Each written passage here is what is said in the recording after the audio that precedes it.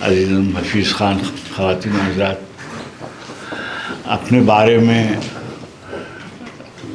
توصیفی تعریفی کلمات سننا مجھ کو ہمیشہ سے بہت پسند تھا، اور میں بالکل یہ نہیں کہوں گا کہ مجھ کو اچھا نہیں لگتا، مجھے تو بہت ہی اچھا لگتا۔ میں نے جو زندگی کا سفر شروع کیا وہ بہت ہی، جسے آپ کہیے کہ انگریزی میں تو اس کے لیے ایک شائستہ لفظ ہے، مگر اردو میں جب آپ اسے کہیں گے تو اس میں ایک تحقیر کی صورت نکلتی ہے۔ آپ بہت آسانی سے ماڈسٹ بگننگ کہہ کے نکل جاتے ہیں، مگر ماڈسٹ بگننگ کا جو پس منظر اگر بتایا جائے تو وہ اتنا آسان نہیں ہوتا۔ جب ہم اس صورتحال سے گزر چکتے ہیں اور تب ہم ایسے اسے بیان کرتے ہیں۔ امام غزالی علیہ الرحمہ نے ایک جگہ فرمایا کہ بعض اوقات ہم اپنی کمزوریوں کا ذکر اس لیے نہیں کرتے کہ اس سے سبق حاصل کرنا چاہتے ہیں، بلکہ ہم اپنے تکبر کی تشفی کرنا چاہتے ہیں کہ ہم کتنے کمزور تھے اور پھر بھی ہم نے کتنی ترقی کی۔ دراصل ہم اپنے استکبار کو ہوا دے رہے ہوتے ہیں اور اپنے فخر اور امتیاز کے لیے ایک بنیاد فراہم کرے ہوتے ہیں۔ تو میں اس سے اجتناب کرتا ہوں بہت۔ مگر بیٹے پھر ایک بات میں کہتا ہوں کہ اگر نہ بتایا جائے تو ممکن ہے کوئی نوجوان، بہت سے نوجوان یہ دیکھیں کہ جیسے میں ابھی بہت ہی مجھے حجاب آتا ہے بار بار تعریف کرتے ہوئے باوجود، لیکن یہ سچی بات یہ ہے کہ میں نے جب زندگی گزاری تو میں ایک بہت ہی بکھرے ہوئے گھرانے سے میرا تعلق تھا۔ میرے والدین کچھ بہت زیادہ مطمئن لوگ نہیں تھے، دونوں ساری زندگی ایک ساتھ رہے اور دونوں ایک دوسرے سے، یعنی والدہ تو نہیں مگر والد کو اتنے وفادار آدمی نہیں تھے وغیرہ وغیرہ۔ اچھا نتیجہ یہ ہوا کہ میں، اور لکھنؤ میں یہ عام بات تھی کہ اہل تشیع کی شادیاں اہل تسنن کے ساتھ ہو جاتی تھی۔ میری والدہ کا جو گھرانہ تھا وہ فقہ جعفریہ کو مانتا تھا، میرے والد جو تھے وہ اہل تسنن میں تھے۔ چنانچہ شروع میں جیسے فرمایا جیسا آپ نے، میں ایک مدرسے میں داخل کیا گیا، وہاں میں نے کچھ عربی فارسی جیسے ہوتی ہے درس نظامی، بہت ہی مشہور مدرسہ تھا، مدرسہ نظامیہ فرنگی محل۔ یہ جو آپ درس نظامی دیکھتے ہیں، نام سنتے ہیں، یہ اسی مدرسے کا کہ جو بانی تھے ان کا نام تھا ملا نظام الدین علیہ الرحمہ، ان کا ترتیب دیا ہوا تھا۔ یہ اس کا کوئی تعلق بغداد والے مدرسہ نظامیہ سے نہیں ہے۔ چنانچہ یہ جو آپ بر صغیر میں، بلکہ یہ جو ماوراء النہر کا علاقہ سینٹرل ایشیا جسے آپ کہتے ہیں، اس میں بھی اسی کے کا نصاب تھا۔ تو میں پہلے وہاں داخل کرا دیا گیا، پھر یہاں مجھے ابھی بتایا جیسا آپ نے کہ میں غریب گھرانے کے بچے جو تھے ان کو امتحان کے لیے ایک ساتھ تیار کراتے تھے۔ تو میں ابھی چوتھی جماعت میں پڑھتا تھا کہ وہ مجھے لے جا کے انہوں نے میرا داخلہ کرا، یعنی امتحان دلوا دیا اور میں پاس ہو گیا اس میں۔ اب میرے جیسے میں نے عرض کیا کہ والد صاحب کو تو کوئی دلچسپی سچ مجھ میں نہیں تھی، تو والدہ پردہ کرتی تھیں، تو اب کیا کریں۔ نانا میرے مرحوم جو تھے وہ میرے سوتیلے نانا تھے جنہوں نے میری پرورش کی، اور وہ مزدور آدمی تھے، یعنی دہاڑی دار مزدور تھے، محاورتاً نہیں، وہ واقعی مزدوری کرتے تھے اس طریقے سے کہ جب شام کو گویا اس سے جو کچھ میسر آتا اس سے گھر کا چولہا جلتا تھا جسے آپ کہتے ہیں۔ تو جب میں امتحان میں کامیاب ہوا، وہاں فہرست لگ گئی، تو وہی جو میرے استاد تھے مصعب حسین صاحب، وہ گئے، انہوں نے وہاں فارم بھرا اور اس میں لکھ دیا جو میری یوم ولادت تھی وہ۔ تو وہ جو کلرک تھے انہوں نے کہا کہ یہ تو بچہ 15 سال کا ہونا ضروری ہے میٹرک کے امتحان کے لیے، تو انہوں نے اس کو پھاڑ دیا اور 1 سال بڑھا کر اور میری یوم ولادت اس پہ لکھ دی۔ چنانچہ دونوں تاریخ ولادت جو ہے وہ محفوظ ہو گئی ہوئی ہیں، وہ نقل ہوتی رہتی. اب وہاں میں چلا گیا اور وہاں میں نے ہائی اسکول وہاں کیا، انٹرمیڈیٹ میں نے وہاں سے کیا. اب میں پڑھنے لکھنے میں اچھا تھا تو یونیورسٹی کے کیمپس جو بڑا تھا اس میں میرا داخلہ ہو گیا، اور میں کھیلتا بھی تھا، اور یعنی فٹ بال بھی کھیلتا تھا، ہاکی بھی کھیلتا تھا، اور دوڑتا بھاگتا بھی تھا. یہ جو اسپرنٹنگ کرتا تھا، ہاپ اسٹیپ اینڈ جمپ کرتا تھا. اور بچپن میں مجھے میرے نانا جو تھے وہ تیرس موشوبہ پاکستان بن گیا تھا، اور لوگ یہاں بھاگ آئے تھے جو پڑھے لکھے لوگ تھے، تو لائبریریاں جو تھیں وہ ردی کے حال لکھی. تو مثلاً 2 شعر دیوانے شاعری لکھنؤ کی، اب وہ گھر لاتے تھے، اور وہ اس زمانے میں پینسلیں ہوتی تھیں، ایک ہی پینسل 2 طرف سے، ایک طرف سے لال ایک طرف سے ہری، ایک سبز، اور یہ تو اس پہ نشان لگاتے تھے کہ یہ شعر اچھے ہیں، اور اس کے آگے ادھر لکھ دیتے تھے الف یہ بے کا شعر ہے. یہ بیت بازی میں جانے کے لیے وہ جو اشعار، چنانچہ میں نے بے شمار شعر یاد کر دیے. اور اس وقت یہ بھی نہیں معلوم تھا کہ کون سا شعر اچھا ہوتا ہے، کون سا شعر کمزور ہوتا ہے، اچھے شعر کی کیا پہچان ہوتی. مگر جب میں جانے لگا اس کے مقابلوں میں، اسکولوں کے مقابلے ہوتے تھے، کالجوں کے مقابلے ہوتے تھے، تو کبھی ایسا شاید نہیں ہوا ہوگا کہ میں گیا ہوں اور مجھے کوئی پہلا، دوسرا، تیسرا یا ایک کنسولیشن پرائز نہ ملا ہو. تو میری اماں جو تھیں وہ چیزیں جمع کرتی تھیں، اور جب میری بیٹی جب بڑی ہو گئی اور اس کی شادی وادی ہو گئی تو میری والدہ لکھنؤ سے آئیں، اور انہوں نے اس کو ایک پیٹی دی اور اس کو کہا کہ تمہارے ابو کی یہ وہ امانت ہے جو میرے پاس محفوظ ہے، اس میں تمہارے ابو کے. اچھا، اب وہ جو انعام وہاں ملتا تھا، یہ پیسے نہیں ملتے تھے یا ٹرافیز وغیرہ نہیں ملتی تھی، زیادہ تر کتابیں ملتی تھیں، اور کتابیں بھی وہی جو وہاں کے جو مقامی شاعر وغیرہ تھے ان کی کتابیں ملتی تھیں. تو اب مجھے یہ یاد ہے کہ اس زمانے میں ایک شاعر ہوتے تھے مجاز، وہ ہمارے زمانے میں زندہ تھے، ان کا کلام اور جوش صاحب کا کلام اور اقبال مجھے ایک یہ جو بانگ درا ہے یہ چھوٹے سے جلد میں چھپی ہوئی تھی، یہ مجھے اس زمانے میں ملی تھی، ایک آدھ ناول. تو میں نے اپنے گھر کی دیوار میں جو الماریاں بنی ہوتی تھی اس پہ اپنے نام کے ساتھ لکھ دیا ہوا تھا کتاب خانہ افتخار عارف سے، اور اس میں وہ جو انعام کی کتابیں تھیں وہ جیسے لائبریری ہو.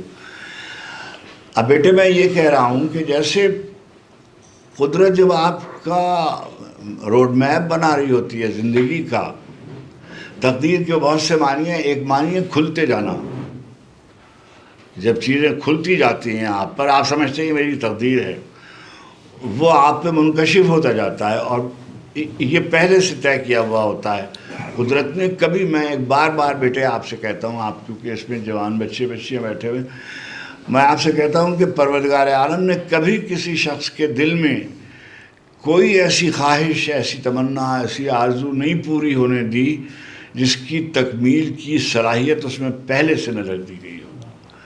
ہوتا یہ ہے کہ ہم اس کو پہچاننے میں دیر کرتے ہیں، یا ہم اس پہ اتنی توجہ نہیں دیتے. اگر کریں تو ایک بات. دوسری بات یہ کہ میرے پاس تھوڑا سا وقت ہے، اس لیے میں جس مرحلے پہ پہنچا ہوں اس کی 2-1 باتیں آپ کو سے کہنا چاہتا ہوں کہ دعا اللہ کے حضور ضرور کرنی چاہیے. دعا تقدیر الہی پہ اثر انداز ہوتی ہے، اور یہ میں عقیدے کے طور پر یا ایمانیات کے حصے کے طور پہ نہیں کہہ رہا ہوں، یہ میں اپنے ذاتی تجربے کے طور پہ کہہ رہا ہوں. دعا کیجئے اللہ کے حضور اور ان سے طلب فرمائیے. اور پھر یہ بھی بڑوں نے یہ بات کہی ہوئی ہے کہ دعا عمل سے مشروط ہے. نبی کریم علیہ الصلاۃ والتسلیم کی ذات گرامی ہمارے لیے سب سے بڑی مثال ہے.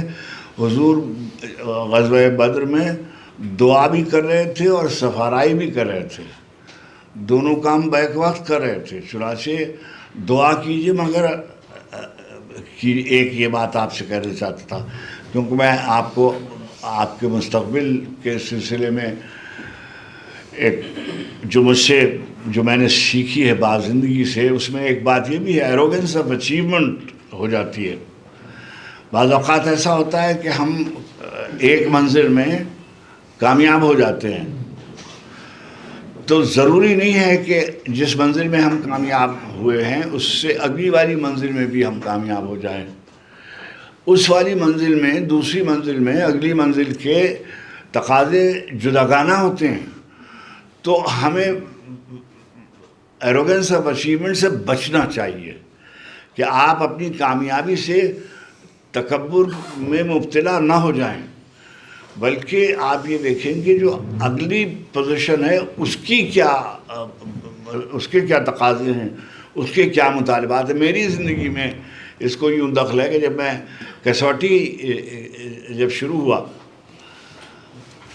اب دیکھیے جیسے میں نے عرض کیا کہ میں ایک پس منظر بہت ہی جسے ایکسٹریم پاورٹی باوین میں کہتے ہیں.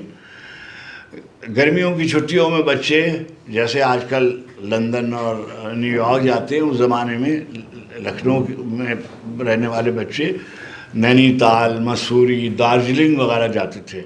ہمارے پاس تو پیسے نہیں تھے، تو ہم کیا کریں؟ گرمیوں کی چھٹیاں ہوتی تھی، اس میں ہم جو شہر کی سب سے بڑی لائبریری تھی اس کا نام تھا روشن الدولہ لائبریری. تو میں صبح کو، مجھ کو 4 آنے پیسے ملتے تھے.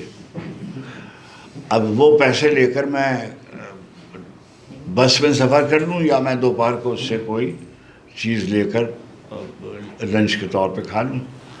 تو ایک کچوریاں ہوتی تھی جو سبزی کی بھری ہوئی، وہ میں کھا کر، اور گڑ کے سیو کھا کے، اور جو سڑک پہ نلکے لگے ہوتے تھے اس سے پانی پی کے لائبریری میں بیٹھ جاتا تھا. لائبریری میں ابھی مجھے نہیں معلوم تھا کہ کسوٹی ہوگا کل، تو میں تاریخ کی کتابیں الماریوں کے حساب سے پڑھتا تھا کہ یہ میں پڑھوں گا، اور پھر میں یہ پڑھوں گا، پھر میں یہ پڑھوں گا. اب جب کسوٹی شروع ہوا تو میں نے دیکھا کہ وہ تمام چیزیں جو میں نے پڑھی تھی، میرا ڈسپلن تو کچھ اور تھا. میں نے فلاسفی آف ہسٹری میں اور سوسیالوجی میں ماسٹرز کیا، تو میرے ڈسپلن اور تھے، مگر اس میں تو سوال سائنس کی شخصیتیں بھی پوچھی جاتی تھیں، تاریخ کی شخصیتیں بھی پوچھی جاتی تھیں، دین کی شخصیتیں بھی پوچھی جاتی تھیں، تصوف کی. تو مجھے وہ تمام جو میں نے تنوع تھا میرے مطالعے کا، وہ اللہ سبحانہ تعالیٰ نے وہاں مفید ہوا اس کے. اور میں نے دیکھتے دیکھتے ایک بالکل اجنبی سا آدمی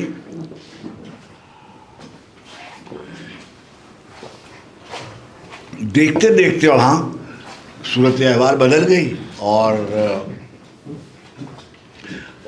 عبید اللہ بیگ صاحب مجھ سے بہت زیادہ پڑھے لکھے آدمی تھے، بہت ہی بے حد لائق آدمی تھے، اور قریش پور بھی مجھ سے بہت زیادہ، میں اس میں سے سب سے کمزور آدمی تھا. مگر جیسے قدرت کو میں ہوتا ہے نا کہ اس نے ایک سہارا دیا، اور اب میں 2 آدمی بیٹھے ہوئے ہیں، اور اخباروں میں لکھا جانے لگا ٹی وی ٹوئنس، تو تیسرا آدمی اس سے منہا ہو گیا. ابھی جیسے فرمایا جیسا کہ میں اس زمانے میں میرے سر پہ بال تھے بہت سے، تو ایسے میں کرتا تھا. اور تو پہلے تو انہوں نے کہا کہ یہ کوئی اشارہ کرتا ہے کوئی، اور یہ میں ایسے کرتا تھا انگوٹھی میں. اچھا، ہمیں بتایا گیا تھا کہ جب آپ کوئی ٹی وی کا کام کرتے ہیں، یا جیسے پبلک اوریٹر جیسے ہیں عام، what to do with your hands, تو آپ کو کچھ اپنے ہاتھ کے ساتھ کرنا چاہیے. تو کوئی جسچر آپ کو ڈیولپ کرنا ہوتا ہے، یعنی یہ ہمیں پڑھایا جاتا تھا. تو میں نے کیا کیا کہ میں نے انگوٹھی گھمانی شروع کی. وہ کہتے تھے کہ انگوٹھی میں ٹرانسمیٹر لگا ہوا ہے اور یہ بے ایمانی ہو رہی ہے، اور وغیرہ وغیرہ. آپ یقین کریں گے، ہمیں بتایا گیا کہ ایک دفعہ، میں نام نہیں لیتا ہوں، ایک صدر مملکت بیمار پڑ گئے تو انہوں نے کہا کہ سم چیٹنگ از گوئنگ آن. قدرت اللہ شاہ صاحب تشریف لائے, انہوں نے ایک سوال پوچھا ہم سے. اب میں ٹی وی میں افسر بھی تھا, تو اب یہ تھا کہ اگر سر یہ غلط ہو جائے گا تو ہم پر تہمت لگے گی کہ یہ بے ایمانی کرتے ہیں. شاہ صاحب آئے اور انہوں نے اس دن انہوں نے قریش پور کو بھی باہر کیا, اور ابن شاہ مرحوم جو تھے وہ اس کے ماڈریٹر ہو گئے, جسے کمپیئر کہتے ہیں آج کل.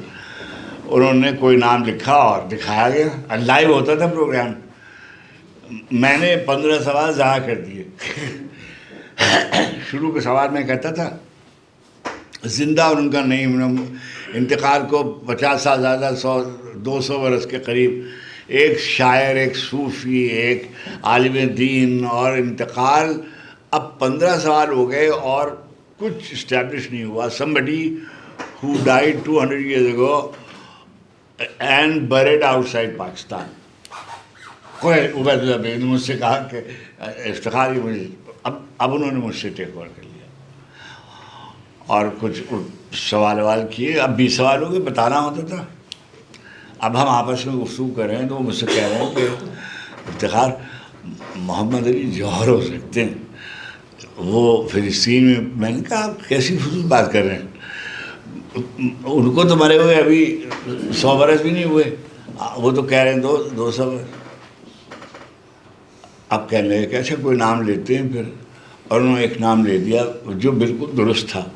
وہ تھے حضرت امداد اللہ مہاجر مکی رحمۃ اللہ علیہ. اچھا, اب جناب پورا جو ہال بھرا ہوا تھا اس نے تالیاں بجانی شروع کی. اب جب ایک آدمی بوجھ لیتا تھا تو جو دوسرا آدمی تھا اس کو اس کے بارے میں گفتگو کرنی ہوتی تھی. چنانچہ جسے کہتے ہیں کہ میری طرف آ گیا. اب میں تو, میری کیا عمر ہوگی, میں اپنی 20s میں ہوں گا. تو میں نے کہا کہ حضرت امداد اللہ مہاجر مکی رحمۃ اللہ علیہ جو ہیں ان کا ایک اختصاص ہے, اور انہوں نے خواب دیکھا تھا کہ میرے اطراف سے 2 چشمے جو ہیں وہ بہہ رہے ہیں اور میں حرم میں ہوں, خانہ کعبہ میں ہوں. اس کی تعبیر یہ ہوئی کہ ان کے 2 شاگرد جو تھے وہ بر صغیر کے مسلمانوں کے بڑے رہنما ثابت ہوئے. سر سید احمد خان جنہوں نے علی گڑھ مسلم یونیورسٹی قائم کی اور سرچشمہ علمی جاری کیا, اور حضرت مولانا محمد قاسم نانوتوی رحمۃ اللہ علیہ جنہوں نے دیوبند قائم کیا. اب اس قدر یعنی اللہ کا شکر ادا کیا, اور اگلے دن ہمیں کچھ بہت کہا گیا پیغام وغیرہ. اب اس سے ہم چلے گئے. اب اتنی دیر میں 1977 میں مارشل لاء آ گیا. اب میں تو غریب آدمی ہوں, میرے پاس تو کچھ مجھے اشیاء سے کوئی دلچسپی نہیں تھی, اور میں نے کبھی کوئی چیز, آپ یقین کریں نہ کریں, میرے پاس گاڑی نہیں ہے. یعنی میں نے کبھی گاڑی, مجھے ڈرائیونگ نہیں آتی. مجھ کو 30 برس کی 32-33 برس کی عمر میں مرسیڈیز مل گئی تھی دفتر کی طرف سے, مگر میں نے نہیں سیکھی, نہیں مجھے رغبت نہیں تھی, اور یعنی میں نے کوشش بھی ایک آدھ دفعہ کی تو فیل ہو گیا بالکل. اور آج تک میں گاڑی نہیں چلا سکتا. میں نے کوئی زمین نہیں خریدی, کبھی کوئی پلاٹ نہیں لیا جب میرا حق بھی بنتا تھا. اور میں پورے پاکستان میں کسی جگہ میرا کوئی گھر نہیں ہے. میں کسی ملکیت کو اون نہیں کرتا ہوں, اللہ کا شکر ہے. مگر اس سے مجھے بالکل میرے پاس اتنے اثاثے تھے کہ میں یہ سب کر سکتا تھا, لیکن مجھے اس طرف کوئی توجہ نہیں تھی. میں جب ایران میری پوسٹنگ ہوئی تو میں 73 برس کا ہو گیا تھا. تو مجھے فون آیا ایوان صدر سے کہ آپ وائس چانسلر ہو کر کراچی چلے جائیں. تو میں نے ان سے کہا کہ سر میں کراچی یونیورسٹی چلے جائیں. تو میں نے کہا کہ وفاقی اردو یونیورسٹی جو ہے, تو میں نے کہا سر میں کراچی یونیورسٹی نہیں جاؤں گا. تو انہوں نے مجھ سے پوچھا سبب، میں نے کہا میں کراچی میں مرنا چاہتا ہوں، مارا نہیں جانا چاہتا ہوں۔ تو کہنے لگے اچھا، ابھی وہ حیات ہیں جن صاحب، میں نے یہ بات اس لیے بتائی کہ وہ کنفرم کر سکتے ہیں۔ پھر ان کا فون آیا رات کو بہت دیر سے کہ زرداری صاحب پریسیڈنٹ تھے کہ آپ ECOIC کے صدر ہو کے ایران چلے جائیں۔ اب آپ لوگوں کا سر حکم آ چکا تھا کہ 65 برس سے وہ تجاوز کرے گی، تو اور میں 73 برس کا ہو گیا تھا، اور میں نے ان سے کہا کہ سر یہ ہے، اور اب میں نے ایک بہت فضول بات ان سے کی، میں نے کہا سر ایک بات کی اور وضاحت میں کرتا چلوں کہ میں شیعہ نہیں ہوں۔ تو کہنے لگے ارے افتخار بھی ہے، میں تو سمجھتا تھا کہ آپ، میں نے کہا نہیں، میں ان سے زیادہ عقیدت رکھتا ہوں اہل بیت سے جتنے وہ رکھتے ہیں، مگر مسلکن میں حنفی ہوں۔ خیر میں نے یہ بات اس لیے کہی کہ بہت سی چیزیں ایسی ہیں، لوگوں کو تعصب کا خیال ہوتا ہے نا۔ سندھی غلام مصطفیٰ شاہ وزیر تھے جن کے بارے میں شہرت یہ تھی کہ وہ بہت ہی متعصب آدمی ہیں۔ آپ یقین کریں گے کہ جب BCCI بند ہوا تو جنہوں نے مجھ کو ملازمت کے لیے حکماً ڈانٹ کر یہ کہا کہ تم نے مجھ سے کیوں نہیں کہا پہلے، اور تم فوراً آ جاؤ اگلی فلائٹ سے، وہ غلام مصطفیٰ شاہ صاحب تھے جو سندھ سے تھے۔ میرا جب میں آیا حکومت ٹاپل ہو گئی بے نظیر بھٹو صاحبہ کی، اور نواز شریف صاحب آگے وزیر اعظم ہو کر، فخر امام ہو گئے منسٹر، مظہر الحق صدیقی سندھی تھے، انہوں نے وہ ایسا آپ بہتر جانتے ہیں کہ جو اگر سمری موو ہو چکی ہو، دوسرا وزیر اعظم آ جائے تو وہ سمری واپس ہو جاتی ہے، پھر ری روٹ ہوتی، وہ ری روٹ ہوئی اور میں ہو گیا۔ اور انہوں نے مجھ کو بجائے مجھ کو ایک گریڈ اوپر کر کے 21 دیا اس وقت جب میں DG ہوا۔ میں لانگسٹ سرونگ 22 آفیسر ہوں۔ میں 1995 میں چیئرمین ہوا تھا مقتدرہ قومی زبان کا، اور آخر وقت تک میں 22 گریڈ میں رہا، 2017 تک۔ کوئی تعصب مجھ کو نہیں کا سامنا مجھے نہیں کرنا پڑا۔ کبھی کسی وزیر اعظم نے، یعنی مجھے شکایت پیدا ہوئی یسر اللہ گیلانی صاحب سے، لیکن جسے کہتے ہیں کہ کوئی میرا کسی وزیر نے، یعنی میرے یہاں میرے دفتر تو ضرور آ جاتے تھے، میرے سیکرٹری دفتر آ جاتے تھے، میرے وزیر دفتر آ جاتے تھے، مجھے انہوں نے جسے کہتے ہیں نا طلب کرنا، ایسے کبھی نہیں کیا۔ اور مجھ کو کبھی کسی تعصب کا سامنا کراچی میں نہیں ہوا، نہ مذہبی، نہ مسلکی، نہ لسانی، نہ وغیرہ وغیرہ۔ تو میں آپ سے یہ کہتا ہوں کہ جو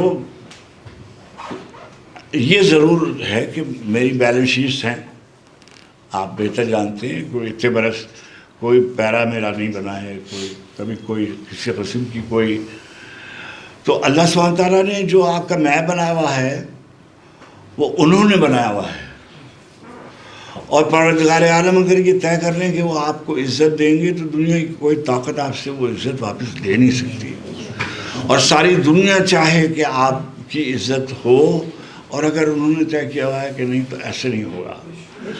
وقت بھی اور تاریخ بھی، یعنی تاریخ میں کبھی ایسا نہیں ہوا، یعنی وقتی طور پر کچھ چیزیں ہو جاتی ہیں اور جو بعض اوقات سمجھ میں نہیں آتا، اور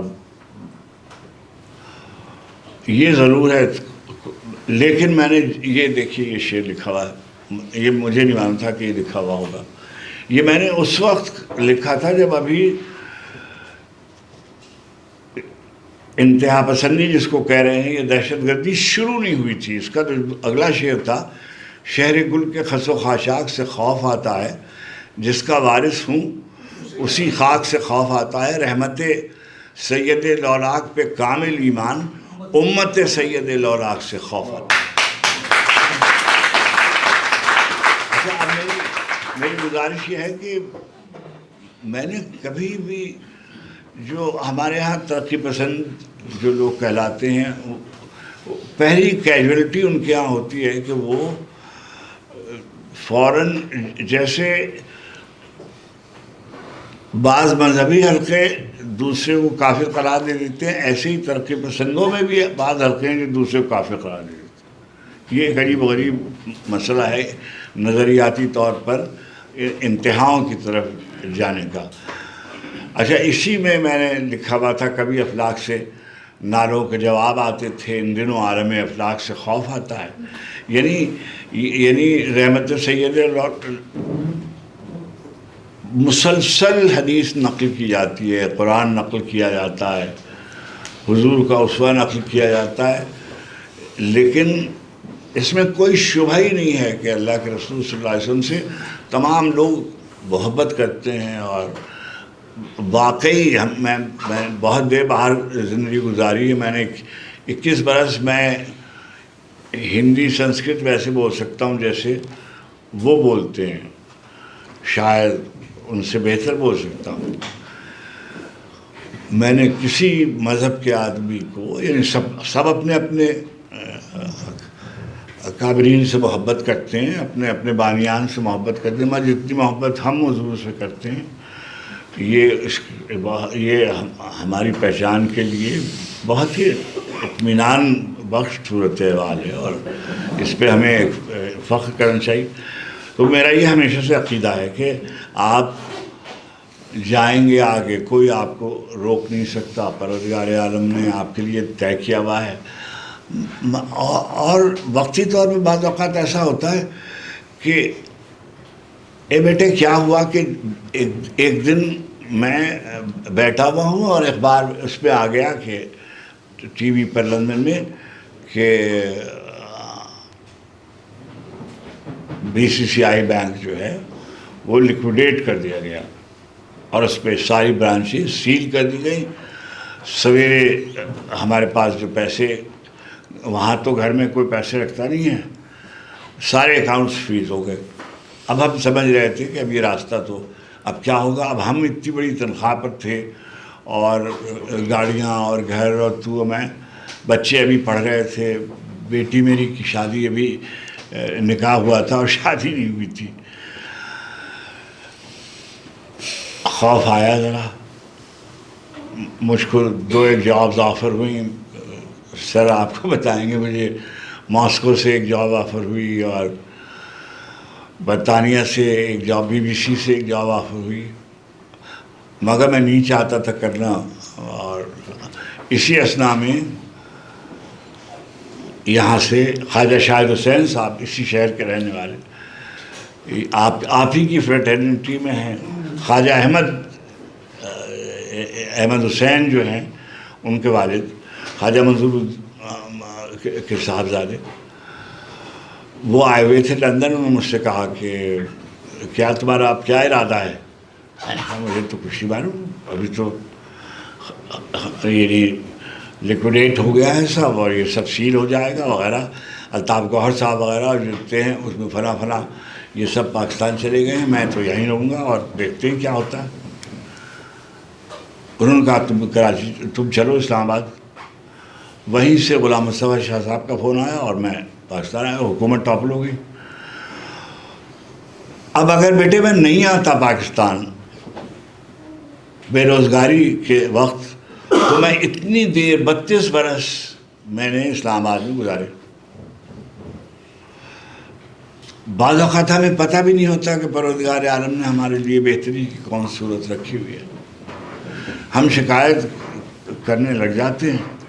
اچھا، انسان ہے، اس کو ہوتا ہے، ملال بھی ہوتا ہے، افسردگی بھی ہوتی ہے، کمیدگی بھی ہوتی ہے، تکدر بھی ہوتا ہے، لیکن اگر آپ اللہ سے دعا کریں اور تو کوئی راستہ ضرور نکل آتا ہے۔ کبھی ایسا نہیں ہوتا کہ راستہ نہ نکلتا ہو۔ یہ میری زندگی کا، اور میں نے لکھا بھی ہے کہ آسمانوں پر نظر کر، انجم و مہتاب دیکھ، صبح کی بنیاد رکھنی ہے تو پہلے خواب دیکھ۔ تو آپ کو اپنا ڈیسٹینیشن طے کرنا ہے. آپ کو بیٹے طے کرنا ہے کہ جب آپ 50 برس کے ہوں گے تو آپ کو کہاں ہونا چاہیے. یہ نہیں ہے کہ وہاں جا کر طے کریں گے کیا کریں گے. ابھی سے طے کریں کہ جب ہم اتنے برس کے ہوں گے تب ہم یہاں ہوں گے، جب اتنے برس کے ہوں گے تب ہم یہاں ہوں گے، جب ہم اتنے برس کے ہوں گے. تو زندگی کا روڈ میپ آپ خود بنائیں اور اس پر یقین کریں، اور اس کے لیے جو توانائیاں درکار ہیں اس کو مہیا کریں، جو مشکل نہیں ہوتی. اور ہمارے جیسے معاشروں میں اب میں دیکھتا ہوں، یہ میرا زوال کی ایک صورت ہے. ساری دنیا میں دوسری جنگ عظیم کے بعد ایک بے یقینی سی پیدا ہو گئی انسانیت میں، اور ان کو یہ یقین دلا دیا گیا کہ کامیاب آدمی وہ ہے جس کے پاس چیزیں زیادہ ہیں. کسی زمانے میں کوئی آدمی کوئی غلطی کرتا تھا شرمندہ ہوتا تھا. آج کل غلطی کر کے شرمندہ نہیں ہوتا، بلکہ 100 آدمی ہائر کر کے اس کا ایک فالس نیریٹو بناتا ہے. ابھی ہندوستان کی جو بہت ہی مشہور پبلک اسپیکر ہیں اروندھتی رائے، اس نے ایک اچھی بات کہی جو میں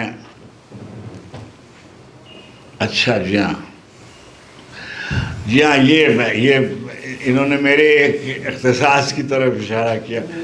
میں جب پاکستان آیا تو میں نے بہت سارے ادبی شعبوں میں کام کیے. اس میں ایک اہم کام جس پہ میں بہت فخر کرتا ہوں کہ ایک لفظ استعمال ہوتا تھا، ریجنل لینگویجز آف پاکستان، علاقائی زبان. تو میں نے جب میں اکیڈمی آف لیٹرز کا چیئرمین مقرر ہوا تو میں نے کہا کہ نہیں، یہ لفظ نہیں ہونا چاہیے، اس سے ایک رعایتی صورت پیدا ہوتی ہے. یہ جو پنجابی ہے یا سندھی ہے یا سرائکی ہے یا بلوچی ہے یا ہندکو ہے، یہ علاقہ کسی نہ کسی علاقے میں تو بولی جاتی ہے، مگر یہ سب ہماری قومی زبان ہیں. اور پاکستانی ادب کا مطلب صرف اردو ادب نہیں ہے. پاکستانی ادب کا مطلب یہ ہے کہ پاکستان میں 76 زبانیں بولی جاتی ہیں، اور سب زبانیں جو ہیں وہ اردو سے عمر میں زیادہ ہیں.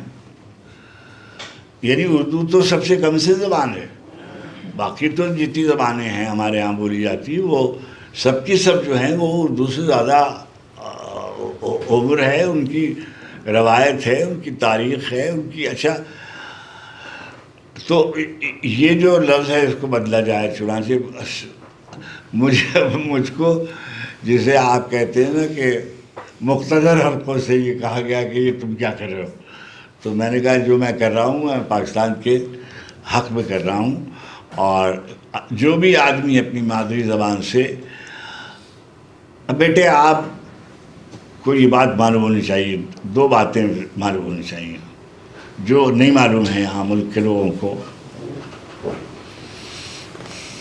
ابھی ریکارڈ ہو رہا ہے تو ضرور بتانا چاہیے. قائد اعظم پر یہ الزام لگایا جاتا ہے کہ انہوں نے یہ ڈھاکہ میں یہ کہا اور یہ بیان دیا اور وہاں یہ ہوا. اور پھر قائد اعظم نے واضح طور پر آپ کے کانسٹیٹیوشن میں لکھا ہوا ہے یہ کہ صوبائی اسمبلیوں کو اس بات کا حق حاصل ہے کہ وہ اپنی زبان کا فیصلہ خود کریں. اب اگر کوئی اسمبلی نہیں کر رہی تو وہ ذمہ دار ہے نا اس کی جو نہیں کر رہی. ایک بات. دوسری بات یہ ہے کہ قائد اعظم سے پہلے سے جو قرارداد پاکستان کے بعد سے مسلم لیگ کی مختلف اجلاسوں میں یہ بات طے ہو گئی تھی کہ مثلا یہ بات طے ہو گئی تھی کہ دارالحکومت جو ہے وہ کراچی میں ہوگا.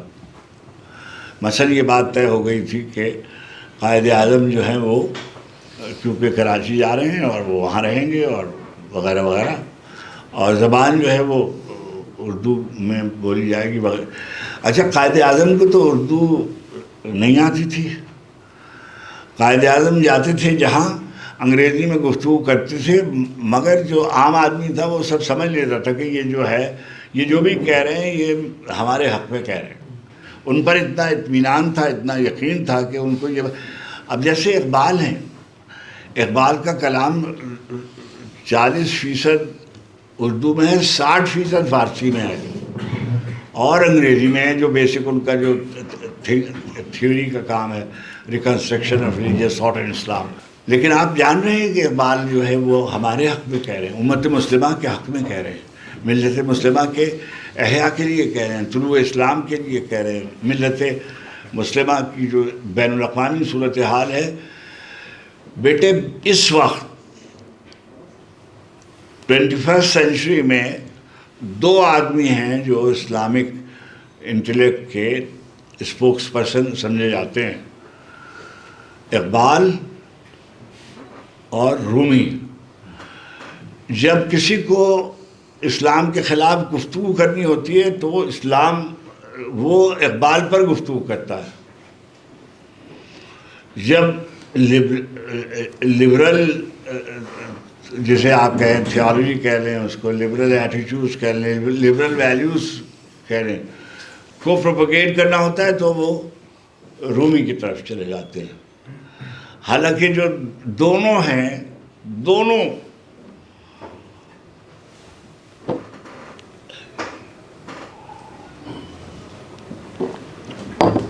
میں فارسی نہیں پڑھنا چاہتا ہوں. مثلا رومی نے یہ کہا کہ جو میری مصنوی جو ہے یہ کچھ بھی نہیں ہے، میں نے تو جو روح قرآن ہے وہ اس میں منتقل کی ہے اور ہڈیاں میں نے چھوڑ دی ہیں دوسروں کے لیے. اقبال نے کیا کہا؟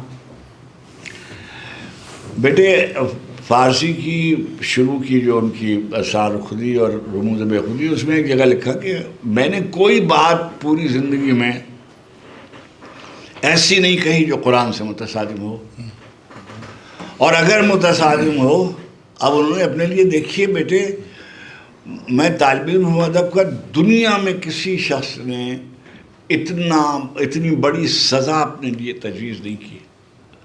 انہوں نے فرمایا اگر میں نے قرآن سے کبھی بھی اثر وہ انحراف کیا ہو تو روز محشر خار و رسوا کن مرا، بے نصیب از بوسہ پاکن مرا. اگر میں نے کیا ہو تو مجھ کو نبی کریم علیہ الصلوۃ والتسلیم کے پائے اقدس کا بوسہ دینے کی سعادت سے محروم کر دیا جائے. اتنی بڑی بات انہوں نے کہی. اب کیا ہے، اس کا امکان ہے کہ بعض لوگوں کو ان کے کسی رائے سے اختلاف ہو، اس پہ اختلاف ہو سکتا ہے، مختلف آپ کی رائے ہو سکتی ہے قائد اعظم کی کسی بات سے. مگر اب ہو کیا رہا ہے کہ جو مسلمات ایک چیز ہوتی ہیں، انگریزی میں نہیں معلوم، قانونی زبان میں ایسنشلز آپ کہیں گے، یا جن پہ سب کا اتفاق ہو چکا تھا. اب دستور پہ تو سب کا اتفاق ہے نا، دستور میں جو باتیں طے ہو چکی ہیں اب اس کو سر نو کھولنا شاید مناسب نہیں ہو. پینڈورا باکس کھلتا ہے اور پھر بہت سی چیز ہمارے جیسے ملکوں میں جب آج کل جیسے ہم جس صورتحال سے گزر رہے ہیں، سوشل میڈیا ہے جیسے، اب سوشل میڈیا پر ہمیں یہ نہیں معلوم کہ کون کہاں سے بات کر رہا ہے. مثلا میرا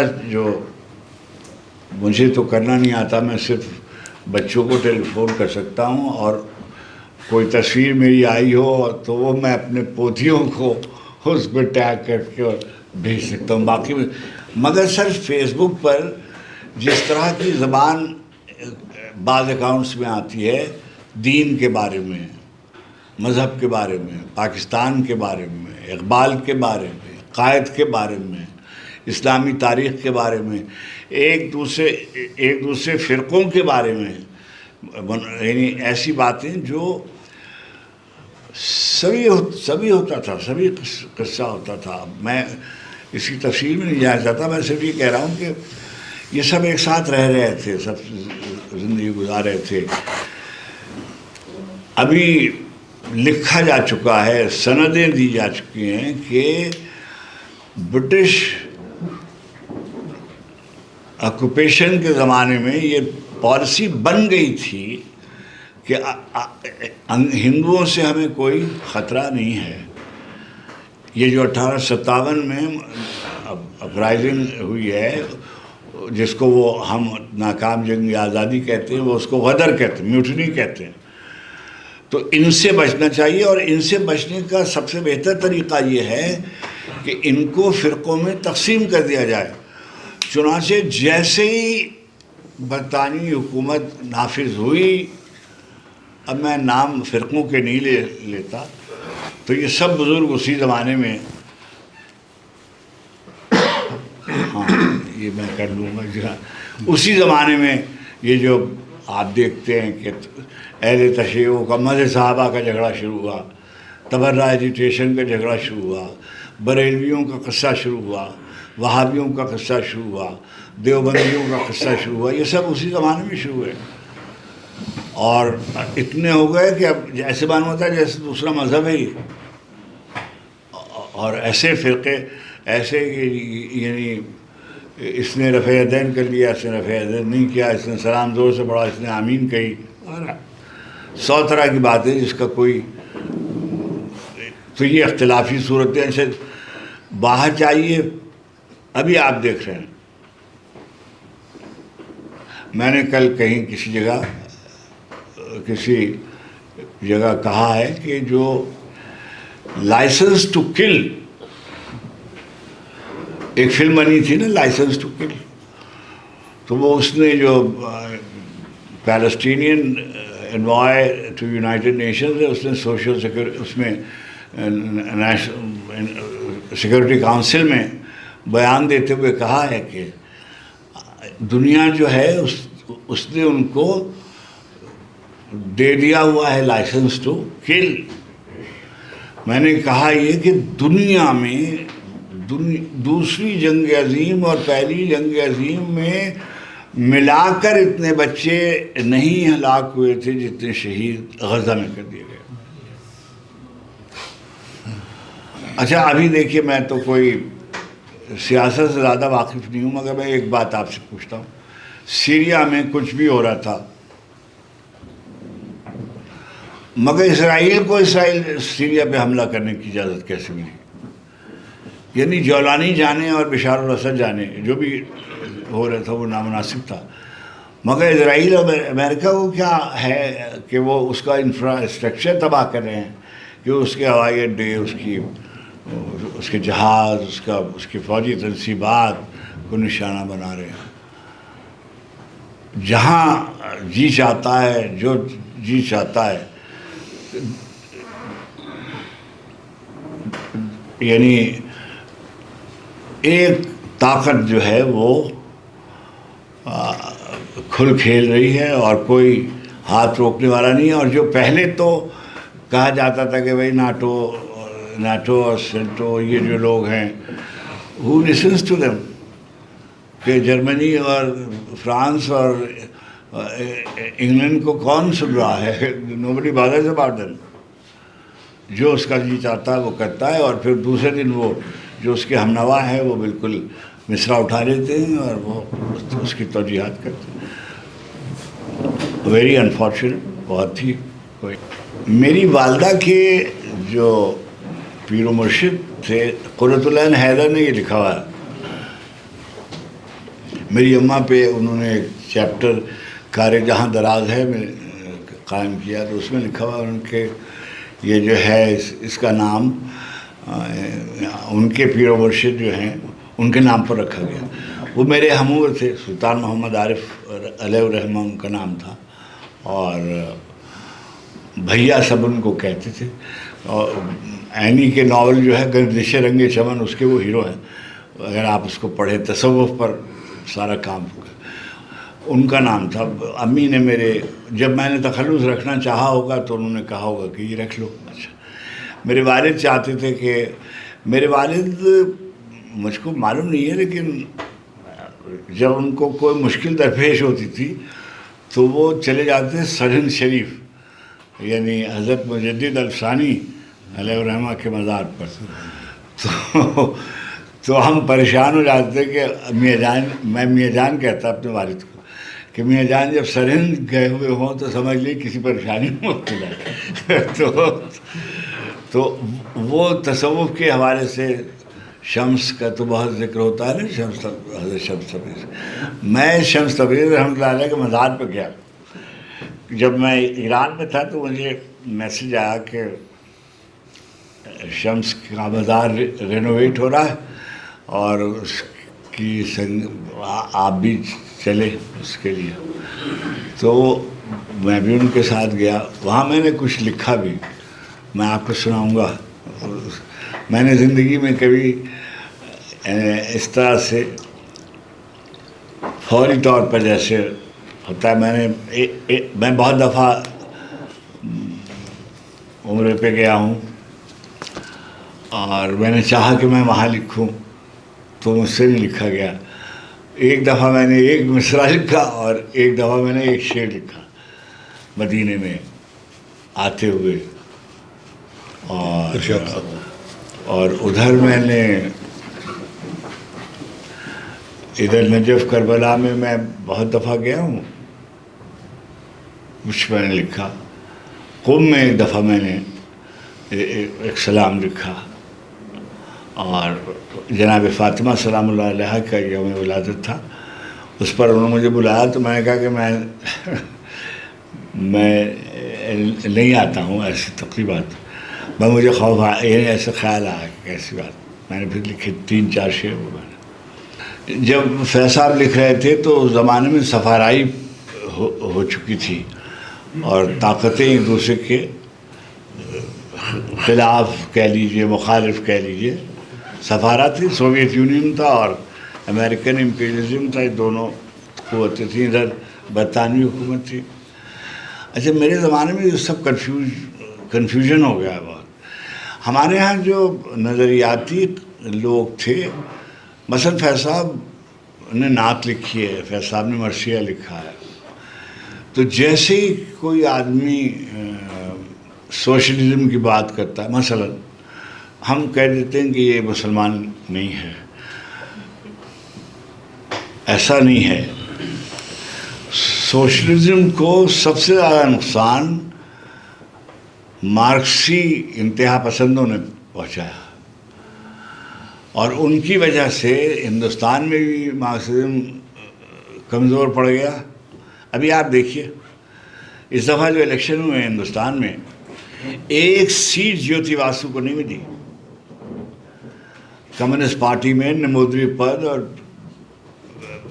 جیوتی باسو، ایم این رائے، زین العابدین احمد، یہ سب جب تھے تو کیرلا میں بھی ان کی حکومت بنتی تھی، بنگال میں بھی بنتی تھی، ایک آدھ دفعہ ساؤتھ میں بھی شیئر کیا۔ مگر اب پوری دنیا میں اس وقت حضرت ٹرمپ سے لے کر مودی تک ایک سطر کھچی ہوئی ہے جو ایک ہی طرح کے رائٹسٹ انتہا پسند یورپ میں بھی ہیں اور ایشیا میں بھی ہیں۔ اور یہ جو بات آپ نے کہی، دیکھیے میں تو اپنے بالکل واضح ہوں، جب میں نے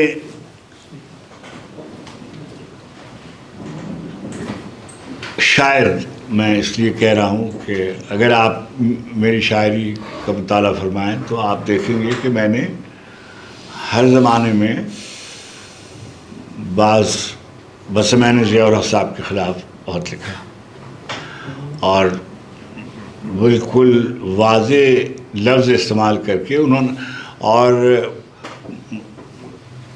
یعنی تنگ جن لوگوں سے تھے، میرا تو ذکر ایک تقریر میں بھی کیا ہوا ہے، میرا اور اختر حسین جعفری صاحب کا اور احمد جاوید کا۔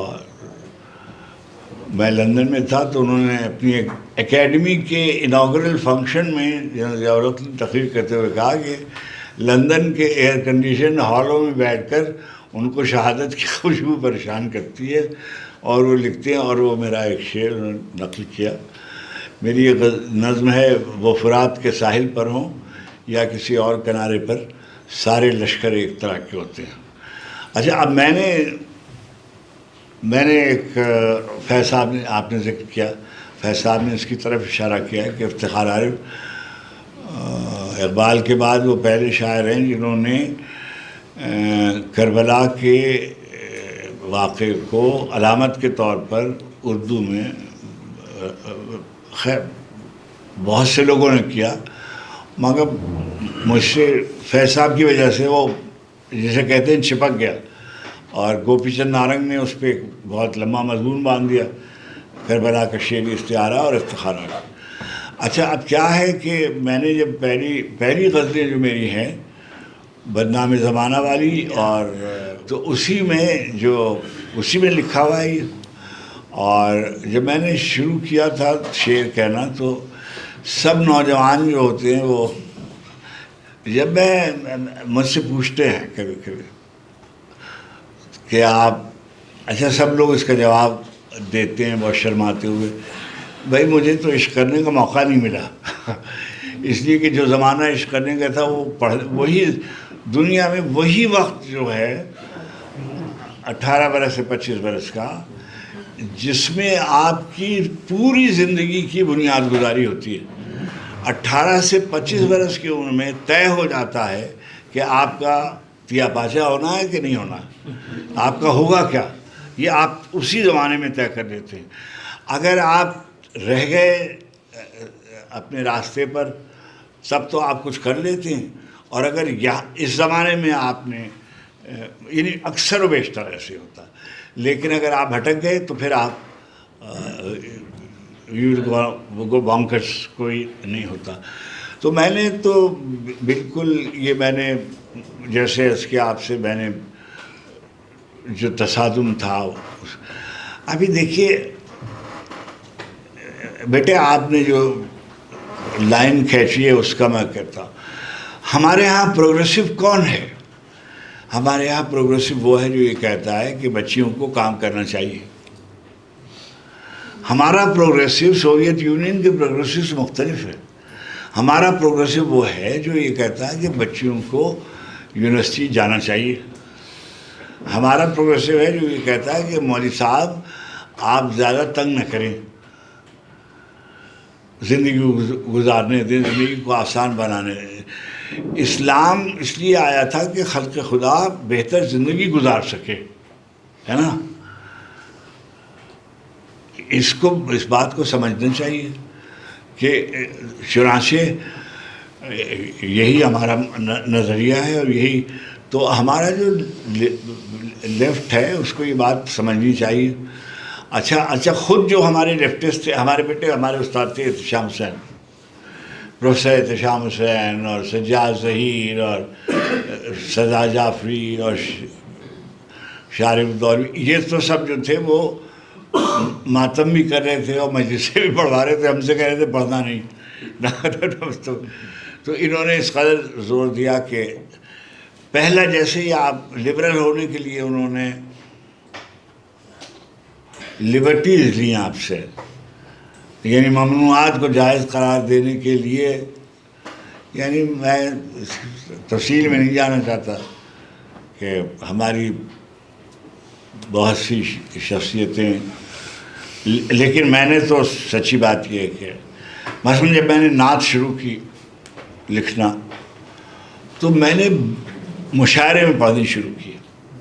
میں نے یہ کہا کہ میں مسلمان ہوں، میں سندھی ہوں، میں کراچی سے تعلق ہے میرا، میں پاکستانی ہوں، اس میں کوئی تصادم نہیں ہے، اس میں کوئی کلیش نہیں ہے، بیک وقت یہ ساری شناختیں میری شناختیں۔ اچھا اب اگر میں اللہ کو مانتا ہوں اور اللہ کے رسول کو مانتا ہوں اور قرآن پر یقین رکھتا ہوں اور حیات بعد الموت پر یقین رکھتا ہوں اور یوم الدین پر یقین رکھتا ہوں، تو یہ میرا حق ہے۔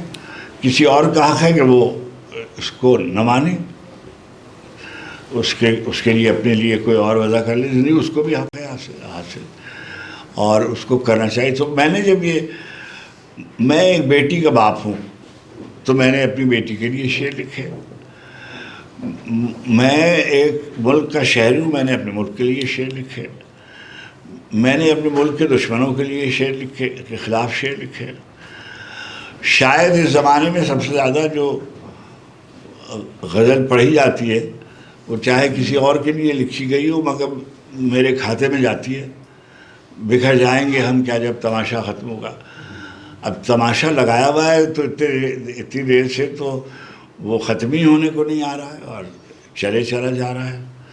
جب کوئی آدمی, نامور آدمی اتارا جاتا ہے مسند پہ تو فوراً ہی ہمارے وزیر اعظم تک شعر پڑھتے ہیں, یہ وقت کس کی رعونت پہ خاک ڈال گیا, یہ کون بول رہا تھا خدا کے لہجے میں.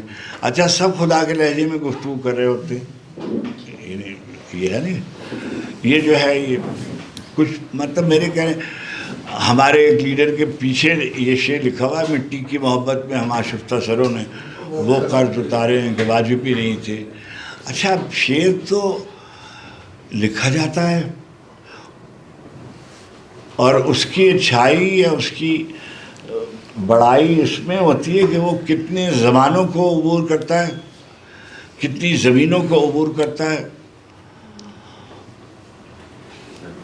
اور اگر وہ ٹریول نہیں کرتا, اگر وہ ابھی آپ نے فیض صاحب کا ذکر کیا, مثلا میں نے اب روزانہ آپ پڑھتے ہیں کہ چلے چلو کہ وہ منزل ابھی نہیں آئی, نجات دیدو دل کی گھڑی نہیں آئی, چلے چلو کہ وہ منزل ابھی نہیں آئی. دل نا امید تو نہیں, ناکامی تو ہے, لمبی ہے غم کی شام مگر, ہے نا. ابھی آپ آج بھی پڑھ رہے ہیں اور جب یہ لکھا گیا تھا اس وقت بھی پڑھ رہے ہیں. اب فرض کیجئے کہ 1922 میں انگریزوں کے خلاف جورج صاحب نے لکھا کہ ابوئے گل نہ موج صبا مانگتے ہیں لوگ, وہ حبس ہے کہ لو کی دعا مانگتے ہیں, ہے نا. یہ اگر یہ نہ ہوتا تب یہ اچھا تھا. مجھ میں بہت سی کمزوریاں ہیں. مثلا میں اپنے بیٹے پہ بہت سختی کرتا ہوں. میں نے ایک دفعہ اس سے پوچھا کہ بھائی تمہارا کیا ایشو ہے, ایک ہی بیٹا ہے میرا, اور تو میں نے کہا میں میں تمہیں کیسا باپ لگا. تو اس نے کہا وہ آپ اس قدر مجھ سے محبت, ظاہر ہے اکلوتا بیٹا ہوتا ہے یہی ہوتا ہے کہ آپ مجھ سے اتنی محبت کرتے ہیں, مگر ایک بات میں آپ سے کہنا چاہتا ہوں کہ جب آپ خفا ہوتے ہیں تو آپ مجھ کو آؤٹ آف پروپورشن ڈانٹتے تو میں نے اس سے کہا بیٹے اصل میں ایسے ہے کہ مجھ کو معلوم نہیں ہے کہ بیٹے کی پرورش کیسے کی جاتی ہے, اس لیے کہ میری پرورش کسی نے نہیں کی. اب میں لے کرتا ہوں, ہے نا. اب میں مثلا میری والدہ تھیں,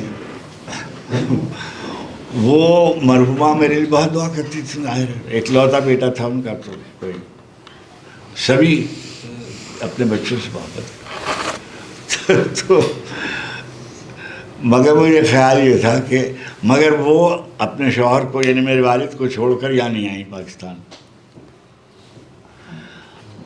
ہے نا.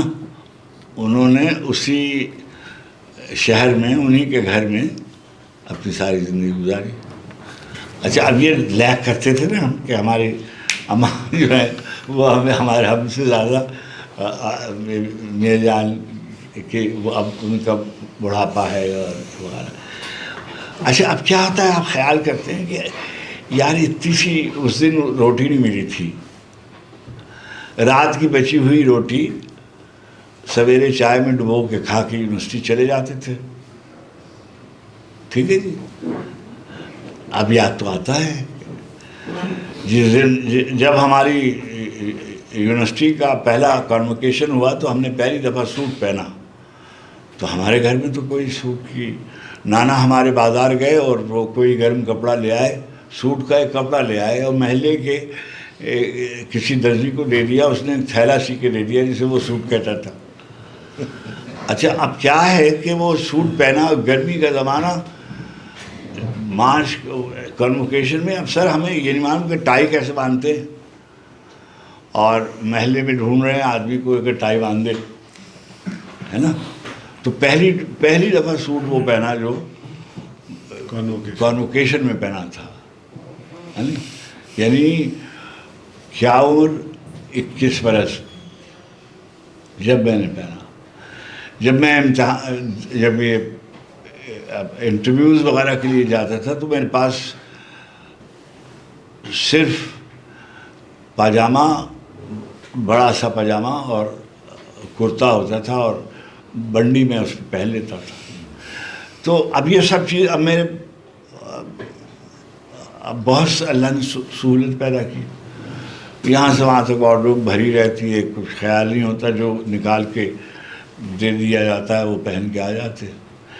لیکن بیٹے اس وقت تو ہوتا تھا نا خیال کہ یہ گاڑی گئی, اس پہ لکھا ہوا ہے فرض کیجئے بلرام پور, شہزادے اس کے جا رہے ہیں اسی یونیورسٹی میں, اسی کلاس میں جس میں ہم جا رہے ہیں. نوابین ابھی سر نے ذکر کیا, وہ نوابوں کا شہر تھا نا. لکھنؤ کے بارے میں کہا جاتا ہے کہ اس کی جو پر کیپٹا انکم تھی وہ پیرس سے زیادہ تھی, اس لیے کہ بادشاہ جو تھا وہ عیش کوش تھا بہت. اس نے کیا کیا کہ اس نے ایسے کام کیے کہ ان کی برائیاں یاد کی جانے لگی. یعنی طوائفیں آپ دیکھتے ہیں نا امراؤ جان ادا, اب وہ امراؤ جان ادا کا جو کلچر ہے اس کو آپ جب پڑھتے ہیں تو آپ سمجھتے ہیں کہ ہر طرف ڈانس ہو رہا ہوگا, ہر طرف موسیقی ہو رہی ہوگی. ایسا نہیں تھا. آپ یہ جو سلسلے دیکھتے ہیں تصوف کے 2 بڑے سلسلے, سلسلہ رحمانیہ اور سلسلہ مینائیہ, دونوں لکھنؤ کے ہیں. فرنگی محل اور دارالعلوم ندوۃ العلماء یہ دونوں لکھنؤ کے ہیں. میوزک کالج سب سے بڑا بھارکھنڈی میوزک کالج اور عسکری نیشنل آرٹ کالج لکھنؤ میں ہے.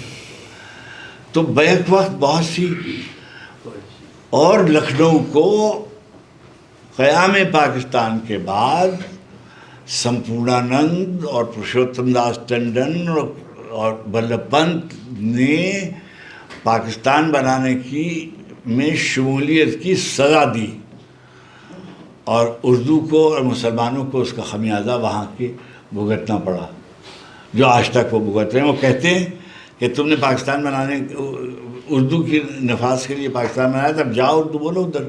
انہوں نے نکال دیا نیشنل لینگویج کے جو اب جو آپ نے کانسٹیٹیوشن دیکھا ہوگا, ایک کانسٹیٹیوشن وہ تھا جو امبیڈکر نے بنایا تھا, ابھی اس میں مودی کی حکومت میں اس میں ختمورید ہوئی. اس میں وہ اس کو کچھ شیڈیول کہتے ہیں شاید اس قانون کی زبان میں, انہوں نے آفیشیل لینگویج کے شیڈیول سے اردو کو باہر کیا کہ اردو تو کسی کی زبان نہیں.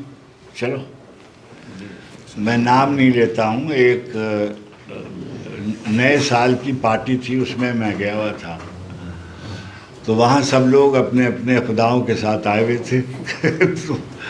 اور تو جب وہ ایک خاص وقت آتا ہے وغیرہ, تو میں نے اپنے میزبان سے کہا کہ بی بی ذرا گاڑی سے کہیے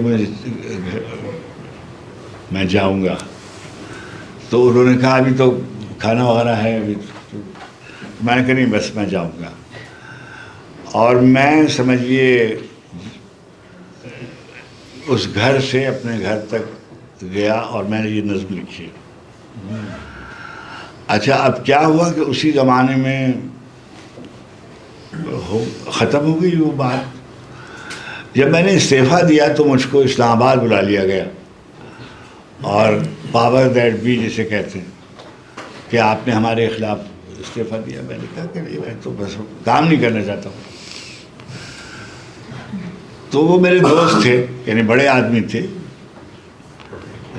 لیفٹیننٹ جنرل مجیب الرحمان خان, سب جانتے ہیں, اور صدیق سالک ہمارا دوست تھا. انہوں نے کہا تم استعفیٰ واپس لے لو. تو میں نے کہا نہیں, میں نے استعفیٰ واپس نہیں, میں جا رہا ہوں. تو انہوں نے کہا کہ اگر ہم نہ جانے دیں, مذاقاً کہا. تو میں نے کہا کہ مگر میں ٹی وی واپس نہیں آؤں گا.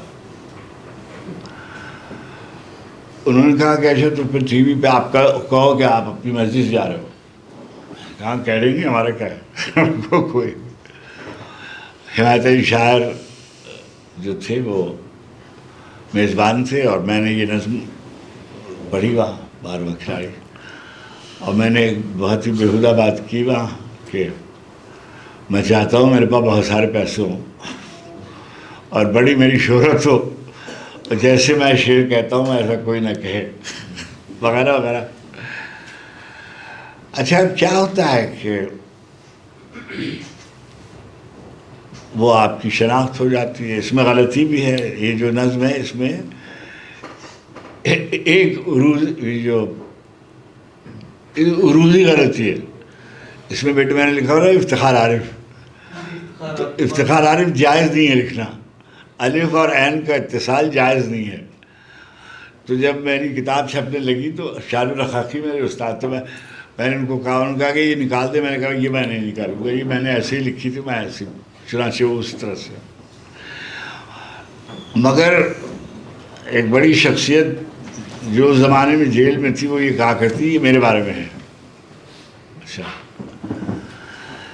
اسی طریقے سے ایک میرا شعر ہے جو تم سے بچھڑ کر زندہ ہے جان بخش، تو یہ سلوگن ہو گیا کہ تیرے خاطر زندہ ہیں بھٹو ہم شرمندہ ہیں۔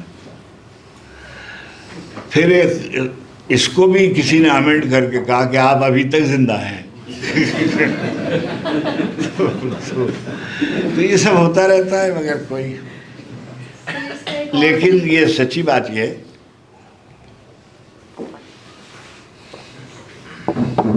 میں نے کبھی کسی کے کہنے پر شعر نہیں لکھے، کسی کے کہنے پر شعر۔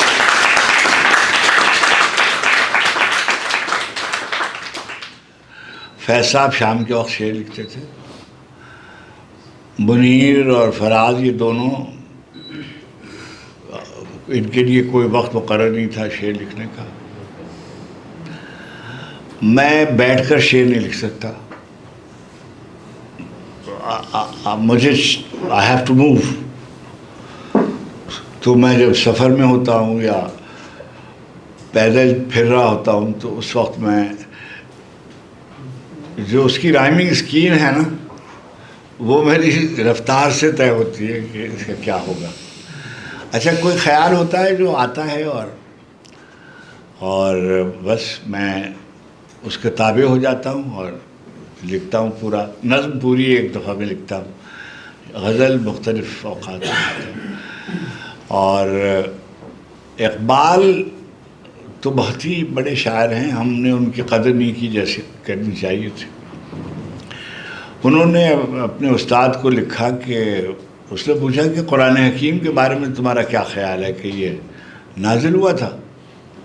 تو انہوں نے کہا ہاں بالکل، اللہ کے رسول صلی اللہ علیہ وسلم پہ نازل ہوا تھا، مجھ پر جب مجھ پر نازل ہوتا ہے شعر تو میں اس اتنی اسپیڈ ہوتی ہے کہ میں اس کو نقل کرنے کے قابل بھی اپنے آپ کو نہیں پاتا۔ تو جب نزول ہوتا ہے تو وفور جسے ہم کہتے ہیں، intensity meter, emotion meter, incident meter, جب بہت سارے، ابھی میں آپ کو بتاؤں ایسے ہمارے دوست تھے، آپ نے نام ان کا سنا ہوگا، معراج محمد خان۔ معراج محمد خان گرفتار ہو گئے اور بھٹو صاحب کے وہ دست راست تھے، مگر انہوں نے ان کو گرفتار کروا لیا اور ان کو ہاتھ میں ہتھکڑی ڈال کر اور تانگے پر بٹھا کر لے جا رہے تھے، تو وہ تصویر چھپ گئی اخبار میں۔ میں غزل لکھ رہا تھا، وہ میں نے فوراً ہی ایک شعر لکھ دیا۔ تو میرے دوست ہیں، آپ نام سے واقف ہیں، محمود شام، یہ رسالہ نکالتے تھے، انہوں نے سرورق پہ اس کی تصویر ڈال کر اور نیچے وہ شعر لکھ دیا، یہ وقت کس کی رونت پہ کہ بلند ہاتھوں میں عذاب وحشت جاں کا صلہ نہ مانگے کوئی، نئے سفر کے لیے راستہ نہ مانگے کوئی، بلند ہاتھوں میں زنجیر ڈال دیتے ہیں، عجیب رسم چلی ہے دعا نہ مانگے کوئی۔ تو یہ نیچے اس کے شعر لکھ دیا۔ تو اب ایسے ہوتا ہے، ایسے وہ جو تھے نا، کوئی فراز زیدی گرفتار ہوئے، ہمارے ایک اخبار کے بڑے آدمی تھے. تو یہ جو وہی پیاس ہے، وہی دشت ہے، وہی گھرانہ ہے، مشکیزے سے تیر کا رشتہ بہت پرانا ہے. اب یہ جو ہے، یہ اقبال نے کہیں لکھا ہوا ہے کہ ستیزہ کار رہی ہے ازل سے تا امروز، چراغ مصطفی سے شرار بولہبی، ہے نا. یہ اسی سے استفادہ ہے کہ وہی پیار. اچھا، کارل مارکس نے یہ کہا نا کہ تھیسس، اینٹی تھیسس، سنتھیسس، تصادم ہوتا رہتا ہے خیر کا باطل کے ساتھ، ہم وقت تصادم رہتا ہے، اس سے کوئی نئی صورت احوال ایمرج. وہی میں نے لکھا کہ مشکیزے سے تیر کا رشتہ بہت پرانا ہے. جب کسی آلہ سے اپنے آپ کی کوئی نسبت دے کر کوئی بات کہی جاتی تھی تو ہمارے زمانے میں ایک لفظ کہتے تھے بلا تشبیہ، یعنی یہ نہ سمجھا جائے کہ ہم کوئی ان کے. تو بلا تشبیہ ایک بات یہ ہے کہ امیر المومنین علی بن ابی طالب سے پوچھا کہ آپ کا سب سے پسندیدہ شاعر کون ہے عربی کا، تو انہوں نے فرمایا کہ یہ سوال درست نہیں ہے، اس لیے کہ تمام شہ سواروں نے اپنے اپنے میدانوں میں گھوڑے دوڑائے ہیں، تو کسی ایک کے بارے میں نہیں کہا جا سکتا. اور ہاں، اگر تم اصرار کرتے ہو تو مجھ کو تو امرؤ القیس بہت اچھا لگتا ہے، یہ انہوں نے کہا. اچھا، اب میرا یہ قصہ ہے کہ جب میری عمر چھوٹی تھی تب میں رومانوی، تمام شاعروں کی طرح رومانوی شاعری مجھے اچھی لگتی تھی، مجھے مجاز بہت اچھے لگتے تھے، فیض صاحب اچھے لگتے تھے. جب بڑے ہوئے تو مرثیہ پڑھنے لگے اور وہ دیکھا، پھر غالب کو. سب سے بعد میں میری بیعت غالب سے ہوئی، وہ بھی جب میں 60-62 برس کا ہو گیا. اور پھر یہ ہوا کہ میں نے فارسی مجھے آتی نہیں تھی اور ابھی بھی نہیں آتی ہے، تو ٹو کے میں نے فارسی پڑھی. مگر میں سمجھتا ہوں کہ جو اقبال کا جو فارسی کلام ہے وہ اس کا کوئی بدل نہیں ہے. بیٹے، میری شاعری کا فارسی ترجمہ ہوا،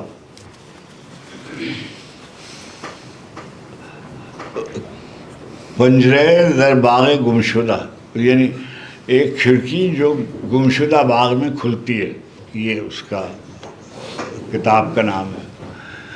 تو وہ کتاب لے کر ہم اپنے کاؤنٹر پارٹ جو تھے ڈاکٹر حداد عادل کے ساتھ ہم رہبر معظم علی خامنئی منتظر علی کے یہاں گئے. ہم نے 2 نمازیں ان کے ساتھ پڑھی اور کچھ کھایا پیا ان کے ساتھ، ان کی زیارت کی. تو انہوں نے مجھ سے فارسی میں پوچھا کہ تم فارسی میں شعر کہتے ہو؟ تو میں نے جواب دیا کہ میں فارسی پڑھ لیتا ہوں، متوجہ متون فارسی، لیکن شعر کہنے کے قابل نہیں ہوں.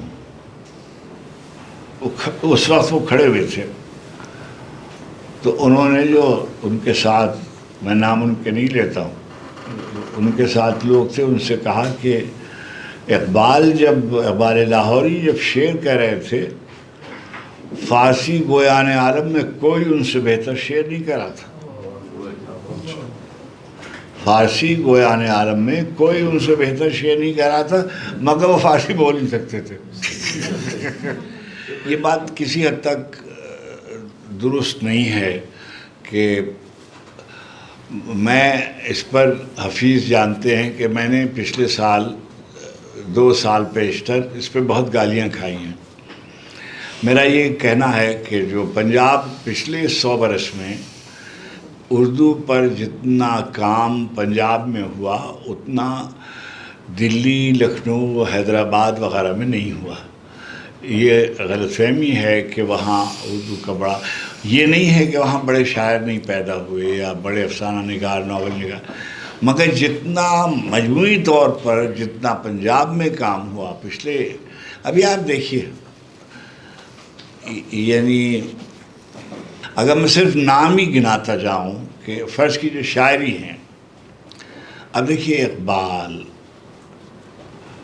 فیض، نون میم راشد، میرا جی، منیر نیازی، ناصر کاظمی، شہزاد احمد، فراز، اختر حسین جعفری ہیں، جیلانی کامران، افتخار جالب، یوسف کامران، یہ سب جو ہیں، ظہیر کاشمیری، شہرت بخاری، انجم رومانی، یہ تو جو یعنی میں بغیر تیاری کے یہ نام آپ کو بتا رہا ہوں.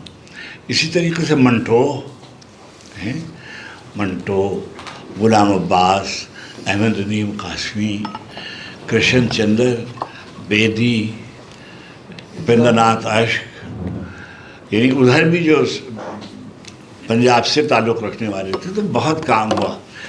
اور اردو کی بنیاد کے سلسلے میں بھی بہت سے تھیریز ہیں. ہمارے حافظ محمود شیرانی رحمۃ اللہ علیہ وہ یہ فرمایا کرتے تھے کہ جو پنجاب کا علاقہ ہے یہاں اردو کی بنیاد گزاری ہوئی. ایسی بحث ہو سکتی ہے. پیر حسام الدین راشدی کہا کرتے تھے کہ سندھ میں اردو کا بیج بویا گیا. وہ کہا کرتے تھے کہ خاطر غزنوی اور رضا ہمدانی کے نہیں، یہ جو ہندکو کا علاقہ ہے یہاں اردو کی تو یہ تو اس طرح سے ہے یہ بات. اس وقت بھی جتنے اچھے شاعر، یہ نہیں ہے کہ کراچی میں یا اسلام آباد میں اچھے شاعر یا وہ نہیں ہے، لیکن جتنی بڑی تعداد اور یہاں ہے کسی اور شہر میں نہیں ہے. اور میں سمجھتا ہوں کہ ابھی بھی جو غزل لکھی جا رہی، جو آپ نے بات کہی، دیکھیے ژانر جنہیں ہم کہتے ہیں، اصناف ادب جو ہیں وہ ہر زمانے میں، اب جیسے فرض کیجیے سونٹ ہے مثلا انگریزی میں ہے نا، اب سونٹ انگریزی میں نہیں لکھا جاتا، اب وہاں پروز پوئمز لکھی جاتی ہیں، بلینک ورس لکھا جاتا ہے، فری ورس لکھا جاتا ہے. اور اب تو کوئی غزل جہاں سے شروع ہوئی، یعنی عربی شاعری جو ہے اس میں قصائد ہوتے تھے، اور جو قصائد کے شروع کے جو اشعار تھے ان کو تشبیب کہتے تھے. وہی تشبیب جب ایران آئی تو وہ غزل بن گئی. اور غزل سب سے محکم اس وقت دنیا میں جو فارسی زبان کا ایک اختصاص ہے کہ ان کے 5 بڑے شاعر ہیں، 5 جن کو انگریزی میں گریٹ پوئٹس کہا جاتا ہے. سب متفق ہیں کہ فردوسی سب سے بڑا شاعر تھا، سب متفق ہیں کہ قاضی بہت بڑا شاعر تھا، سب متفق ہیں کہ حافظ بہت بڑے شاعر تھے، سب متفق ہیں کہ رومی بہت بڑے شاعر تھے، سب متفق ہیں کہ خیام بہت بڑے شاعر تھے، ہے نا. تو 5 گریٹ پوئٹس ہیں. جیسے ہم قدر نہیں کہتے ہمارے جو 5 پنجاب کے بڑے شاعر ہیں، کہ بھائی سب کو معلوم ہونا چاہیے کہ شاہ حسین سب سے بڑے شاعر تھے. ہمارے کتنے بڑے شاعر تھے. اب شاہ حسین، اس کے بعد وارث شاہ، بلے شاہ. اگر آپ بابا فرید سے شروع کریں تو بابا فرید تو بنیاد گزاروں میں ہیں، مگر بحیثیت شاعر کے مکمل بڑا شاعر جو ہے وہ تو شاہ حسین ہے. اور شاہ حسین کے بعد یہ جو شاعر ہیں، ادھر وارث شاہ، بابل شاہ، سلطان باہو، میاں محمد بخش. اور اگر آپ جھگڑا فساد کم کرنا چاہتے ہیں تو خواجہ فرید کو نہ شامل کریں، کرنا چاہتے ہیں تو کر لیں. خواجہ فرید یعنی وہ تو ایک ہی وقت ہے نا، خواجہ فرید اور میاں محمد 1901 وغیرہ وغیرہ. تو دونوں تو اتنے بڑے شاعر آپ کے پاس موجود ہیں. تو بہت احسان ہے اردو پر اہل پنجاب کا، اور انہوں نے بڑا کام کیا ہے. اور یہ کوئی سیاسی مصلحت کی بنا پہ نہیں کہہ رہا. سر ود یور پرمیشن اب سوال جواب کا سیشن ختم کرتے ہیں. آپ اپنی شاعری ارشاد فرمائیے سر. خوشگوار موسم میں انگنت تماشائی اپنی اپنی ٹیموں کو داد دینے آتے ہیں، اپنے اپنے پیاروں کا حوصلہ بڑھاتے ہیں. میں الگ تھلگ سب سے 12ویں کھلاڑی کو ہوٹ کرتا رہتا ہوں. خوشگوار موسم میں انگنت تماشائی اپنی اپنی ٹیموں کو داد دینے آتے ہیں، اپنے اپنے پیاروں کا حوصلہ بڑھاتے ہیں. میں الگ تھلگ سب سے 12ویں کھلاڑی کو ہوٹ کرتا رہتا ہوں. 12واں کھلاڑی بھی کیا عجب کھلاڑی ہے. کھیل ہوتا رہتا ہے, شور مچتا رہتا ہے, داد پڑتی رہتی ہے, اور وہ الگ سب سے انتظار کرتا ہے ایک ایسے لمحے کا جس میں سانحہ ہو جائے, جس میں حادثہ ہو جائے. پھر وہ کھیلنے نکلے تالیوں کے جھرمٹ میں, ایک جملہ خوشکن, ایک نعرہ تحسین اس کے نام پر ہو جائے, سب کھلاڑیوں کے ساتھ وہ بھی معتبر ہو جائے. پر یہ کمی ہوتا ہے, پر یہ کمی ہوتا ہے. پھر بھی لوگ کہتے ہیں کھیل سے کھلاڑی کا عمر بھر کا رشتہ ہے. عمر بھر کا یہ رشتہ چھوٹ بھی تو سکتا ہے. آخری وسل کے ساتھ ڈوب جانے والا دل ٹوٹ بھی تو سکتا ہے. تم بھی افتخار عارف 12ویں کھلاڑی ہو, انتظار کرتے ہو ایک ایسے لمحے کا, ایک ایسی ساتھ کا جس میں سانحہ ہو جائے, جس میں حادثہ ہو جائے. تم بھی افتخار عارف, تم بھی ڈوب جاؤ گے, تم بھی ٹوٹ جاؤ گے. ذکر آ جائے, محاورہ بن گیا 12واں کھلاڑی. ہر آدمی جو جیل میں ہے وہ اپنے آپ کو 12واں کھلاڑی ضرور کہتا ہے کوئی. تو میں نے ایک 12ویں کھلاڑی کو یہ لکھ کر بھیجا تھا اپنی, جب کتاب میری چھپی انگریزی میں, تو میں نے سر اس کو لکھ کے بھیجا فرام 12th پلیئر. سر وہ پھولوں کی دکانیں بند ہوں گی. جی اچھا, اب یہ تو تھی پہلی نظم, اور اب آخری نظم کی طرف انہوں نے نشاندہی کی. تو میں ایک نظم سنا کر پھر وہ نظم سنا. ایک نظم میں نے لکھی محبت کی آخری نظم. میری زندگی میں بس ایک کتاب ہے, ایک چراغ ہے, ایک خواب ہے اور تم ہو. میری زندگی میں بس ایک کتاب ہے, ایک چراغ ہے, ایک خواب ہے اور تم ہو. میں یہ چاہتا تھا کتاب و خواب کے درمیان جو منزلیں ہیں تمہارے ساتھ بسر کروں. یہی کل اثاثہ زندگی ہے, اسی کو زیادہ سفر کروں. کسی اور سمت نظر کروں تو میری دعا میں اثر نہ ہو. کسی اور سمت نظر کروں تو میری دعا میں اثر نہ ہو. میرے دل کے زیادہ خوشخبر پہ بجز تمہارے کبھی کسی کا گزر نہ ہو. مگر اس طرح کہ تمہیں بھی اس کی خبر نہ ہو, مگر اس طرح کہ تمہیں بھی اس کی خبر نہ ہو. اسی احتیاط میں ساری عمر گزر گئی. وہ جو آرزو تھی کتاب و خواب کے ساتھ تم بھی شریک ہو, وہی مر گئی. اسی کشمکش نے کئی سوال اٹھائے ہیں, وہ سوال جن کا جواب میری کتاب میں ہے نہ خواب میں. میرے دل کے زیادہ خوشخبر کے رفیق تم ہی بتاؤ پھر کہ یہ کاروبار حیات کس کے حساب میں. میری زندگی میں بس ایک کتاب ہے, ایک چراغ ہے, ایک خواب ہے اور تم. آخری نظم ہے اب تک کی آخری نظم. اس کا عنوان ہے کوچ. جس روز ہمارا کوچ ہوگا پھولوں کی دکانیں بند ہوگی. جس روز ہمارا کوچ ہوگا پھولوں کی دکانیں بند ہوں گی. شیریں سخنوں کے حرف دشنام بے مہر زبانیں بند ہوگی. جس روز ہمارا کوچ ہوگا پھولوں کی دکانیں بند ہوں گی. شیریں سخنوں کے حرف دشنام بے مہر زبانیں بند ہوں گی. پلکوں پہ نمی کا ذکر ہی کیا, یادوں کا سراغ تک نہ ہوگا. پلکوں پہ نمی کا ذکر ہی کیا, یادوں کا سراغ تک نہ ہوگا. ہمواری ہر نفس سلامت, دل پر کوئی داغ تک نہ ہوگا. پامالی خواب کی کہانی کہنے کو چراغ تک نہ ہوگا. پامالی خواب کی کہانی کہنے کو چراغ تک نہ ہوگا. معبود اس آخری سفر میں تنہائی کو سرخ رو ہی رکھنا. جز تیرے نہیں کوئی نگہدار, اس دن بھی خیال تو ہی رکھنا. جس آنکھ نے عمر بھر رلایا اس آنکھ کو بے وضو ہی رکھنا.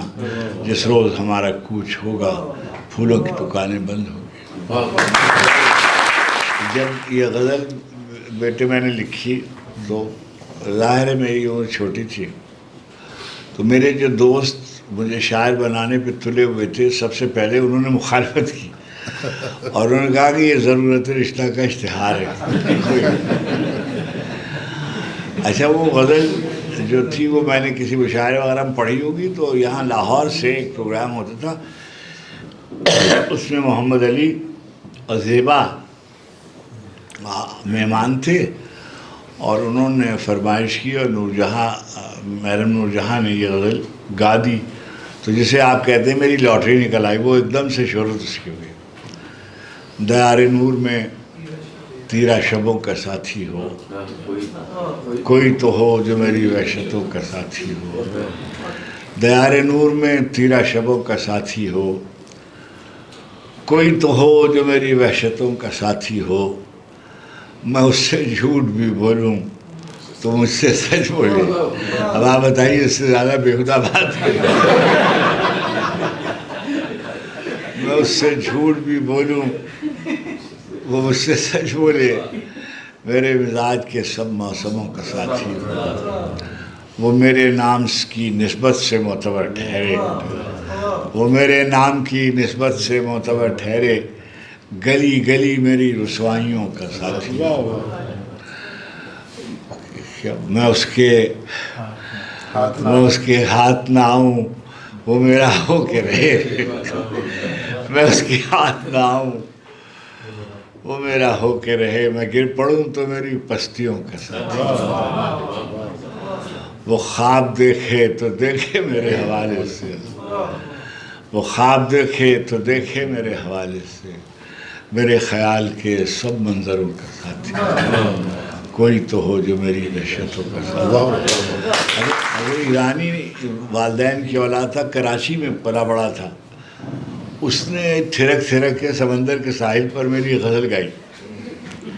اچھا مجھے بڑا غصہ آیا جب میں نے اس کو دیکھا، اس لیے کہ میرا مزاج اس طرح کا تھا نہیں، میں نے پروڈیوسر کو بلایا، بہت ڈانٹا، مرحوم صدیقی نام تھا ان کا، وہ میں ٹی وی پہ کیونکہ کام ہی کہتا تھا، تو انہوں نے کہا سر یہ تو بڑی مشہور ہو رہی ہے، میں نے کہا مشہور ہو رہی ہے، تم نے یہ غزل کا تیا ہے، تم سے بچھڑ کر زندہ ہیں جان بہت شرمندہ ہے، میرے خواب ہمارے خواب پلکوں پر تابندہ ہیں، کاش تمہیں سمجھا سکتے ہم کتنے شرمندہ ہیں، شاید تم کبھی لوٹ ہی آؤ اس امید پہ زندہ ہیں جان بہت شرمندہ۔ یہ بڑی اچھا مشہور ہو گئی۔ اس کے بعد میں نے بالکل اس سے توبہ کی کہ اب میں اس طرح کے شعر نہیں لکھوں گا۔ اب میں نے غزل لکھی، کوئی جنوں کوئی سودا نہ سر میں رکھا جائے، یا خان صاحب کا زمانہ تھا، کوئی جنوں کوئی سودا نہ سر میں رکھا جائے، بس ایک رزق کا منظر نظر میں رکھا جائے، کوئی جنوں کوئی سودا نہ سر میں رکھا جائے، بس ایک رزق کا منظر نظر میں رکھا جائے، اسی کو بات نہ پہنچے جسے پہنچنی ہو، اسی کو بات نہ پہنچے جسے پہنچنی ہو، یہ التزام بھی عرض ہنر میں رکھا جائے، اسی کو بات نہ پہنچے جسے پہنچنی ہو، یہ التزام بھی عرض ہنر میں رکھا جائے، اور کیا کہ اسی کو بات نہ، ہوا بھی ہو گئی میثاق تیرگی میں فریق، ہوا بھی ہو گئی میثاق تیرگی میں فریق، کوئی چراغ نہ اب رہ گزر میں رکھا جائے، ہوا بھی ہو گئی میثاق تیرگی میں فریق، کوئی چراغ نہ اب رہ گزر میں رکھا جائے، ہر ایک سے پوچھتے پھرتے ہیں تیرے خانہ بدوش، عذاب در بدری کس کے گھر میں رکھا جائے، انہی میں جیتے انہی بستیوں میں مر رہتے، یہ چاہتے تھے مگر کس کے نام پر رہتے، پیمبروں سے زمین وفا نہیں کرتی، ہم ایسے کون خدا تھے کہ اپنے گھر رہتے، پیمبروں سے زمین وفا، کیونکہ امید و بیم کے محور سے کٹ کے دیکھتے ہیں، ذرا سی دیر کو دنیا سے ہٹ کے دیکھتے ہیں، تمام خانہ بدوشوں میں مشترک ہے یہ بات، سب اپنے اپنے گھروں کو پلٹ کے دیکھتے ہیں، تمام خانہ بدوشوں میں مشترک ہے یہ بات، عذاب یہ بھی کسی اور پر نہیں آیا کہ ایک عمر چلے اور گھر نہیں آیا، عذاب یہ بھی کسی اور پر نہیں آیا. شام خواب کی طرح بکھر جانے کو جی چاہتا ہے، ایسی تنہائی کہ مر جانے کو جی چاہتا ہے. گھر کی وحشت سے لرزتا ہوں مگر جانے کیوں، شام ہوتی ہے تو گھر جانے کو جی چاہتا ہے. شام ہوتی ہے تو گھر جانے کو جی چاہتا ہے. اور دیکھیے، میں اب آپ آدمی خود طے کریں کہ کس کے خلاف لکھا گیا ہوگا. تیری شوریدہ مزاجی کے سبب تیرے نہیں، ہاں بہت عمدہ. تیری شوریدہ مزاجی کے سبب تیرے نہیں، اے میرے شہر تیرے لوگ بھی اب تیرے نہیں. تیری شوریدہ مزاجی کے سبب تیرے نہیں، اے میرے شہر تیرے لوگ بھی اب تیرے نہیں. میں نے ایک اور بھی محفل میں انہیں دیکھا ہے، یہ جو تیرے نظر آتے ہیں یہ سب تیرے نہیں. میں نے ایک اور بھی محفل میں انہیں دیکھا ہے، یہ جو تیرے نظر آتے ہیں یہ سب تیرے نہیں. یہ بہر لہجہ نئی دھن پہ تھرکتے ہوئے لوگ، کس کو معلوم یہ کب تیرے ہیں کب تیرے نہیں. یہ بہر لہجہ نئی دھن پہ تھرکتے ہوئے لوگ، کس کو معلوم یہ کب تیرے ہیں کب تیرے نہیں.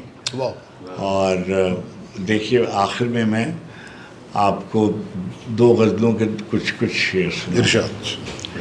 ایک تو وہی غزل جو شاید آپ کبھی سنتے ہوں، بکھر جائیں گے ہم کیا جب تماشا ختم ہوگا. بکھر جائیں گے ہم کیا جب تماشا ختم ہوگا، میرے معبود آخر کب تماشا ختم ہوگا. چراغ حجرے درویش کی بجھتی ہوئی لو ہوا سے کہہ گئی ہے اب تماشا ختم ہوگا. یہ سب کٹ پتلیاں رقصاں رہیں گی رات کی رات، یہ سب کٹ پتلیاں رقصاں رہیں گی رات کی رات، سحر سے پہلے پہلے سب تماشا ختم ہوگا. کہانی آپ الجھی ہے کہ الجھائی گئی ہے، کہانی آپ الجھی ہے کہ الجھائی گئی ہے، یہ عقدہ تب کھلے گا جب تماشا ختم ہوگا. تماشا کرنے والوں کو خبر دی جا چکی ہے کہ پردہ کب گرے گا کب تماشا ختم. تماشا کرنے والوں کو خبر دی جا چکی ہے کہ پردہ کب گرے گا کب تماشا ختم ہوگا. کہانی میں نئے کردار شامل ہو گئے ہیں، کہانی میں نئے کردار شامل ہو گئے ہیں، نہیں معلوم اب کس ڈھب تماشا ختم ہوگا. کہانی میں نئے کردار. آخر میں ایک غزل آپ کو سناؤں. یہ میں نے حضرت شمس تبریز رحمۃ اللہ علیہ کے مزار پر میں گیا ہوا تھا تو وہاں میں لکھے، اور پھر بعد میں ایک نعت کے 2-3 شعر سناؤں. جی. میان عرصے موت و حیات رقص میں ہے، میان عرصے موت و حیات رقص میں ہے، اکیلا میں نہیں کل کائنات رقص میں ہے. میان عرصے موت و حیات رقص میں ہے، اکیلا میں نہیں کل کائنات رقص میں ہے. اتاق کنگرے عرش کے چراغ کی لو، اتاق کنگرے عرش کے چراغ کی لو، کسی گلی کے فقیروں کے ساتھ رقص میں ہے. ہر ایک ذرہ ہر ایک پارے زمین و زمان، ہر ایک ذرہ ہر ایک پارے زمین و زمان، کسی کے حکم پہ دن ہو کہ رات. ہر ایک ذرہ ہر ایک پارے زمین و زمان، کسی کے حکم پہ دن ہو کہ رات رقص میں ہے. مجال کس کی کہ جنبش کرے رضا کے بغیر، مجال کس کی کہ جنبش کرے رضا کے بغیر، جو رقص میں ہے اجازت کے ساتھ. مجال کس کی کہ جنبش کرے رضا کے بغیر، جو رقص میں ہے اجازت کے ساتھ رقص میں ہے. وہ قونیاں ہو کہ بغداد ہو کہ سیون ہو، وہ قونیاں ہو کہ بغداد ہو کہ سیون ہو، زمین اپنے ستاروں کے ساتھ رقص میں وہ قونیہ ہو کہ بغداد ہو کہ سیون ہو زمین اپنے ستاروں کے ساتھ رقص میں ہے بہت شاد میں اپنے شمس کی آمد کا منتظر تھا میں اپنے شمس کی آمد کا منتظر تھا سو اب میرے وجود میں رومی کی ذات رقص حرم کی خاک سے چہرے کو جگمگاتے ہوئے حرم کی خاک سے چہرے کو جگمگاتے ہوئے درود پڑھتے ہوئے منقبت سناتے ہوئے حرم کی خاک سے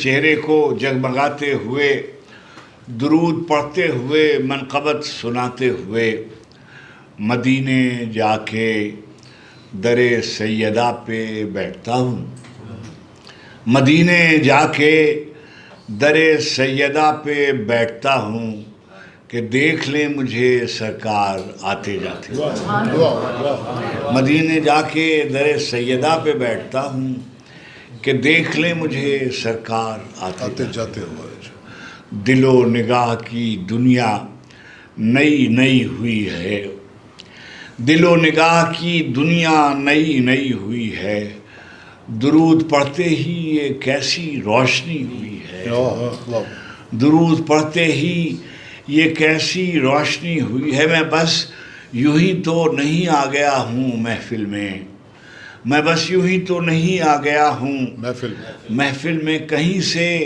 اذن ملا ہے تو حاضری ہوئی ہے کہیں سے اذن ملا ہے تو حاضری ہوئی ہے خدا کا شکر غلامان شاہ بطحہ میں شروع دن سے میری حاضری لگی ہوئی ہے خدا کا شکر غلامان شاہ بطحہ میں شروع دن سے میری حاضری لگی ہوئی ہے یہ سر اٹھائے جو میں جا رہا ہوں جانب خلد یہ سر اٹھائے جو میں جا رہا ہوں جانب خلد میرے لیے میرے آقا نے بات کی ہوئی ہے